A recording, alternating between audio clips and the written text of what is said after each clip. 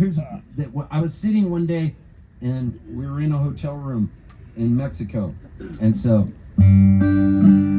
we wrote this song, and I didn't know this song would send my parents on an Alaskan cruise. Like, this shit sold so many records that now when I look back on it, I go, we almost never got the words because it flew out of my Isuzu Trooper on the way back from Mexico. And been camping out in Mexico, down there, as you do. Drove all the way down to Bahia de San Luis Gonzaga.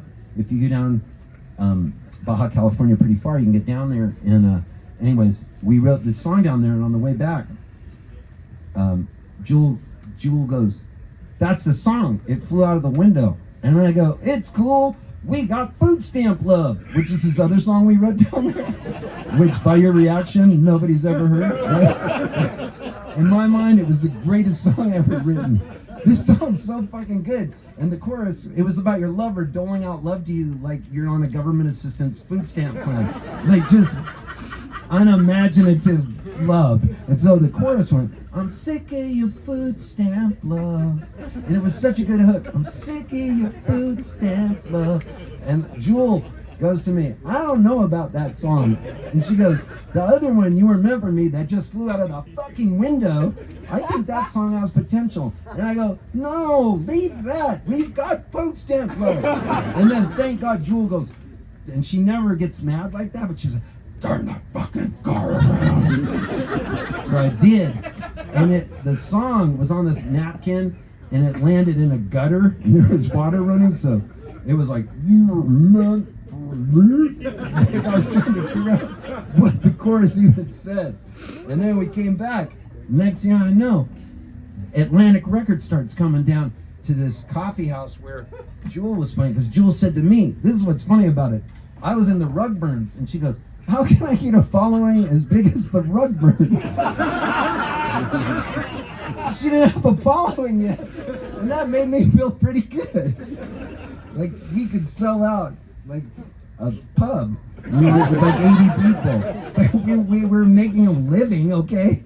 And so she was like, "The Rugburns are like," we were like U2 to her. And so she goes, "What should I do?" And this is me giving advice, which for some reason I'm good at that for other people. And I go, "Here's what you do. We're going to drive around, you and me. We're going to find a coffee house where nobody's playing. They have never had music there. And we're going to see what the owner's like. And then we're going to find our favorite one, and you're going to play there every Thursday night." She goes, "Really?" And I go, "Yeah. And just hand out flyers. You'll play there every Thursday night without fail." So Jewel starts handing out flyers. We find this place called the Interchange, INNERCHANG, like change from within. So we're at the Interchange, and this lady Nancy, who was so sweet, this old woman, she was great. She loved it. So Jewel starts coming in, and she's writing these long poems and showing up one day in lederhosen, the next day in like weird plaid pantsuits, like we would just go thrift store shopping. She'd be on the mic, but she had like this thing about her, It was crazy. And so that next thing you know, the place just starts getting packed. So Jewel had moved in from her bus to living with me at Windansea, this beach in La Jolla. So we go one day, and she plays the Interchange, and then all of a sudden all these record labels come down. She gets signed to Atlantic Records. Holy shit, a huge record deal. Then Neil Young comes down with his sound crew and tapes her from the outside and goes, "Jewel, why don't you come up and live at my ranch in the Santa Cruz Mountains, make the record there, and I'll have Ben Keith produce it, my pedal steel player in the Stray Gators." And Jewel's like, "All right, can Poltz come?" And Neil goes, "Yeah, Poltz can come." So we go up there, and we live in Elliot Roberts' place on Neil Young's property. Elliot Roberts was his manager at Lookout, and Elliot was going to be gone. So Elliot goes, "You can have our apartment right next to Neil Young's house." Here I am, a dude who was in the Rugburns, like playing on the streets, living at Neil Young's ranch all of a sudden. And Atlantic Records was like, "The hit is You Remember Me." And I was like, "You want to hear Food Stamp Love?" Like, fucking clearing the record deal, but I meant it, and I wasn't even being funny. And so they go, "I guess so." So I played it for them. They go, "Not only do we never want to hear that song again, don't ever even say Food Stamp or Love. There's a moratorium for you." So we move into Neil Young's ranch, And we start making the record, and we're living there, and Neil Young cannot believe how much food I could eat. But dudes, I never knew when my next meal was going to come to me. And so there we were, and Neil Young had his own chef.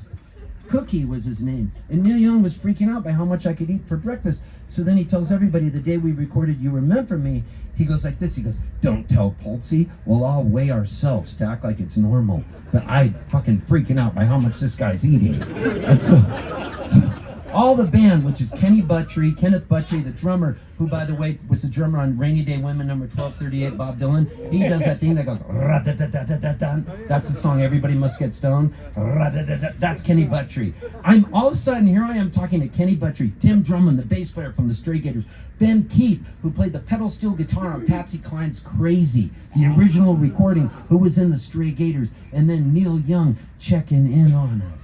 And I'm on guitar, Jules singing. It was amazing. So that we go in that morning, and I just see everybody standing on a scale, and I was like, okay. I don't know why. So they go, get on the scale, we're going to just weigh each other today. And you know, when you're me, and you're around fucking Neil Young and the Stray Gators, it's not like I'm going to go, why are you doing that? I would have done anything he said. Like anything. Drink this horse piss. Okay. And so I stood on the scale, and everybody did it, and I was 147 pounds. And so then I ate breakfast, and man, I was eating it so much, so I had 6 blueberry pancakes, 4 fried eggs, 6 pieces of bacon, 6 sausage links, and then I go, "You got any granola?" And I got the granola. I'm shoving more, and then I go, "Can you make waffles?" So he does. Gives me a waffle. "Got any whipped cream?" Yeah. Strawberries. Ate the whole thing. And I thought I was just gonna vomit. And I stood up, and they go, "Okay, we're gonna record You Remember Me," but we're all standing on the scale again. And I was like, I'm not gonna question them. And then everybody stands on it, and I stand on the scale, and I was 152.5 pounds. And I swear to God, Neil Young goes, "God damn, that was a 5.5 pounder." I got out the guitar and I just went.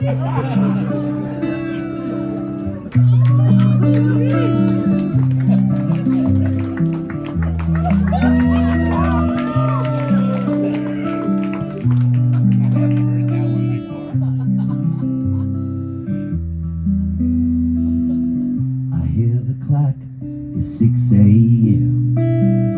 I feel so far from where I've been.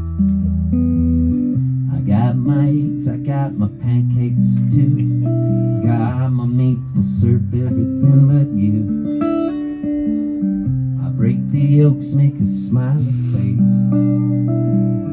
I kinda like it in my brand new place. I wipe the spots off of the mirror, don't leave the keys in the door.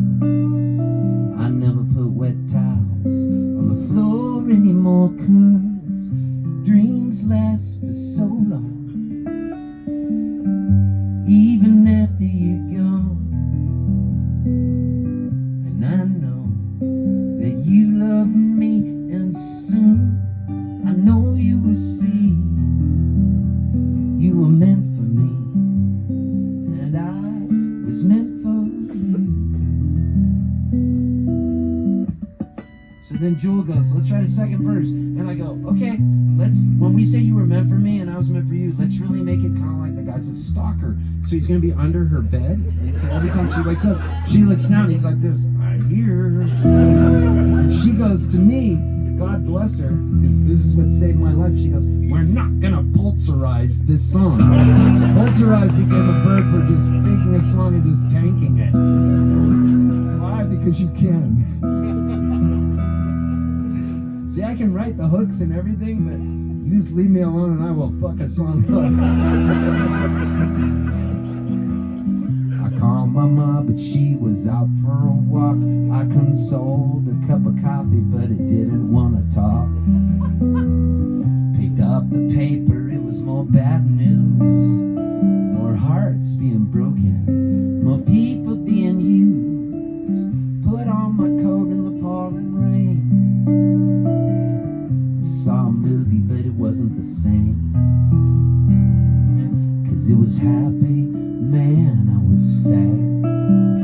It made me miss you, oh so bad, 'cause dreams last for so long.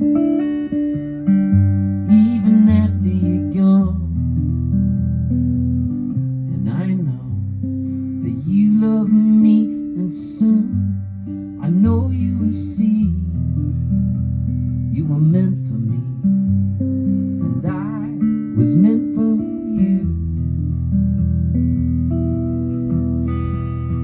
I go about my business, I'm doing fine. Besides, what would you say if I had you on my mind? Same old story, not much to say.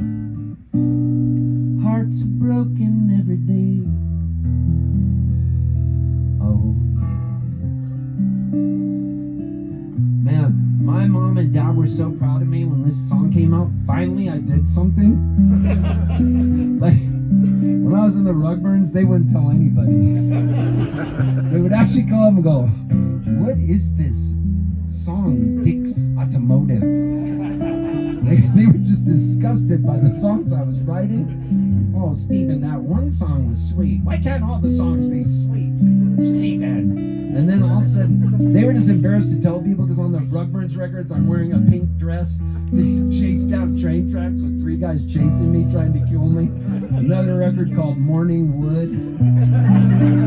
Songs like Sky Fucking Line of Toronto. Like stuff that my parents just couldn't call their friends and say, "Our son's a musician." They would just change the subject really fast. "How's Steve's doing?" "Oh, he's doing good, doing good. Is he ever doing good, eh?" Then all of a sudden this song comes out. My dad would go to the bank. "You know Jewel? You know the song You Were Meant For Me?" And he'd start singing to him.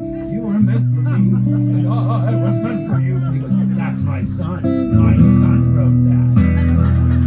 They were so proud. That's all I had to do. I brush my teeth, I put the cap back on. I know you hate it when I leave the light on. I pick a book up and I turn the sheets down. I take a drink and a good look around. I put on my PJs and I hop into bed. I'm half alive, but I feel mostly dead. I tell myself it'll all be alright. I shouldn't think anymore tonight, 'cause dreams last for so long. Even after you're gone,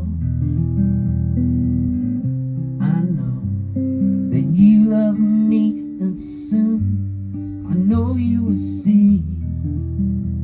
You were meant for me, and I was meant for Chef Rody.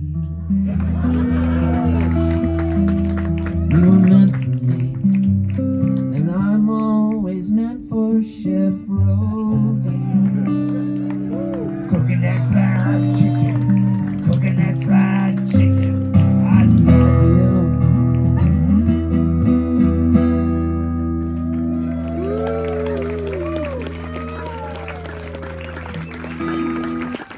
Man,